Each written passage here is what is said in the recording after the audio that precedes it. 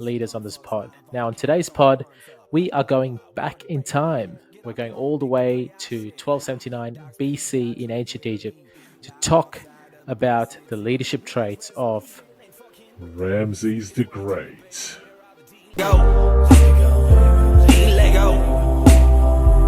Let go. Welcome to the Banjo Pod and another installment of the Lead Like series. In this series, we like to go through people in history that have had great leadership traits that we can copy and paste into our own leadership styles. Because that's what it's about, isn't it? We're about learning, growth, and evolving into better people and leaders on this pod. Now, on today's pod, we are going back in time. We're going all the way to 1279 BC in ancient Egypt to talk about the leadership traits of. Ramses the Great. Now, Ramses II, or Ramses the Great, was one of the greatest ever ancient Egyptian leaders. So much so that he is still commemorated because of what he achieved in his reign. Now, if you haven't visited the Australian Museum for the Ramesses and the Gold of the Pharaohs exhibition in Sydney, well, I highly recommend that you do.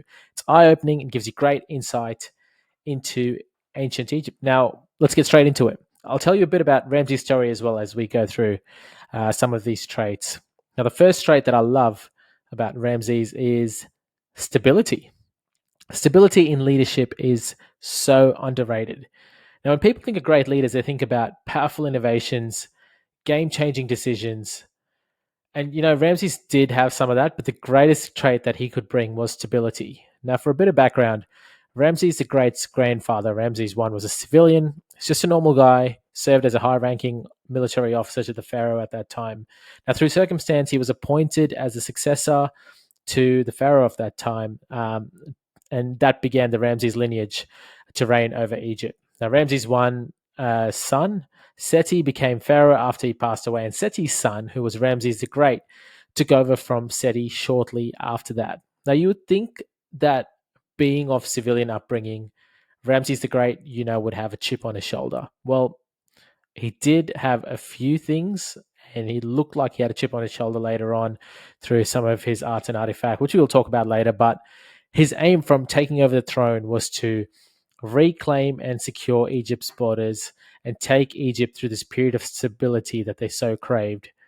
And it's a great lesson for us as leaders, isn't it? That sometimes when we take over a team or a business, it's easy to think that our job is to go in and make a mark and do something cool and different.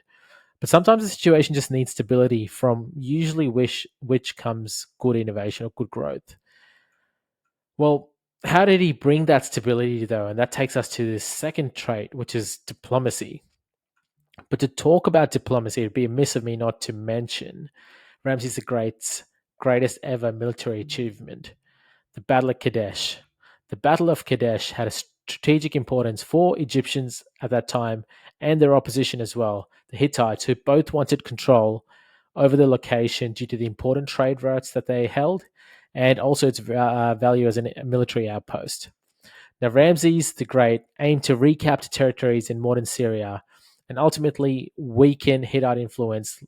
So what he did was he led his army into what he believed would be a pretty straightforward military campaign.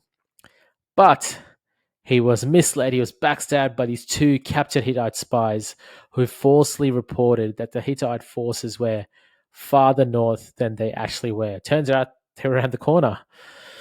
Now, as the Egyptian forces approached Kadesh, they were surprised and ambushed by the Hittite army, which had been hidden on the western bank of the Orontes River.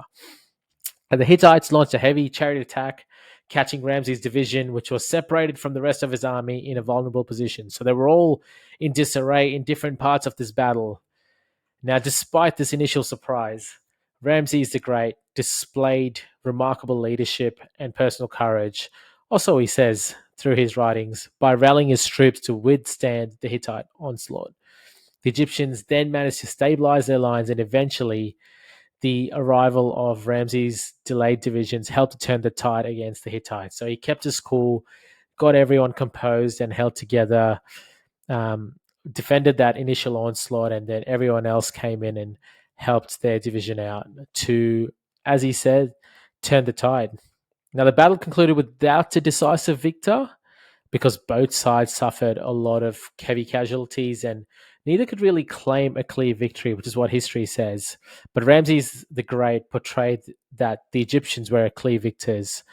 And he did that through all his inscriptions, through statues. He went back and created all these artifacts to show that the Egyptians were victors and that they grabbed victory from the jaws of defeat.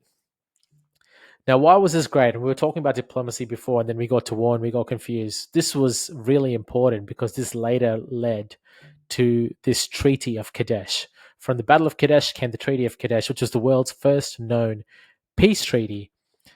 Now, Ramses the Great, smart dude, realized he needed stability to focus on domestic affairs and building projects. Didn't want to spend all these resources fighting battles all the time and defending his borders. So he initiated this treaty because he also realized that the Hittites were dealing with threats from other groups like the Assyrians at that time. So the Treaty of Kadesh included a couple of key components which are still replicated in treaties today. So a couple of these components are mutual non-aggression pacts. So basically, both countries agreeing not to attack each other and to maintain peaceful relations. The second is a defensive alliance. So they agree to come to each other's defense if they get attacked. The third is an extradition clause. And this was basically if they've got people escaping to their countries or political fugitives, they needed to have certainty that they could extradite them if necessary. The fourth was a territorial recognition. So it's basically recognizing the status quo, setting up boundaries so that both countries know where their boundaries are and where the spheres of influence lie.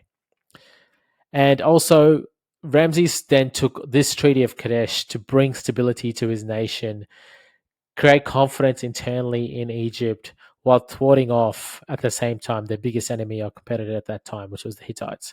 It's a great business lesson, and it's probably the earliest example of like a, I don't know, Facebook and Instagram acquisition, so to speak. It's also a great lesson for us as leaders of various teams. Sometimes we clash in organizations without realizing that if we set some ground rules, set some common mutual goals, our relationships can be mutually beneficial and ultimately beneficial for the businesses that we work for. So diplomacy is that second trait. The third trait I think is significant is his emphasis on culture and promoting the cultural and religious life of Egypt. Now, he commissioned projects around buildings and arts to commemorate the culture and remind their nation, as well as others, about who they were as Egypt and as Egyptians. It's similar to us in team or business settings as well. So, set up a vision, set up goals, highlight our company's DNA so that everyone knows what the company stands for, and we're all going in that same direction. So that's that third trait, culture and religious significance. And lastly, Ramses would have had to have charisma, right? He ruled for 60 years, and it showed that he did have that bit of charisma. Ramses was one of the greatest ever self-promoters, which is his fourth great leadership trait that he's got. I mean, you thought Conor McGregor could sell a fight. Ramses the Great could sell himself. His self-promotion came through monuments, texts, artifacts, so that the people of that time remembered him, but also the people in future times would remember him as well, which is why we're sitting here talking about him, aren't we? Now, I'm not going to encourage leaders to go prancing around, self-promoting yourself as, a great trait to have, but I do think it's important to be vocal about who you are, your leadership style, your wins, but also to be vocal in humility at times about your challenges and imperfections. It's what makes you human. And Ramses' inability to do the latter was intentional, though, because at that time, if you showed imperfections, the Egyptians couldn't consider you as a god. And that's what pharaohs were at that time. They were gods, literally gods to their people. Well, that's it. 4 great traits you can replicate in your leadership style: stability, diplomacy, building culture, and that whole charisma, self-promotion piece.